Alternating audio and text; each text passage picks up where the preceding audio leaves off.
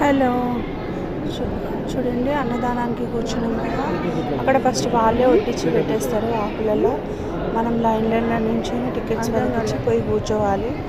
ఈరోజు అయితే కొంచెం పబ్లిక్ తక్కువనే ఉన్నారు. ఏమేమి పెట్టారంటే మాకు టమాటా పప్పు, పులికూర, పచ్చడి పెట్టారు.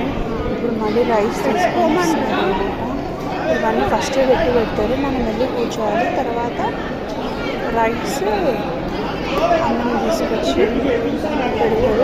ఈరోజు క్యాప్సికమ్, ఆలుగడ్డ వేసారు, పులిహోర, టమాటా పచ్చడి, టమాటా పప్పు. చాలా బాగుందండి. స్పెషల్గా చెప్పినాక పెట్టారు.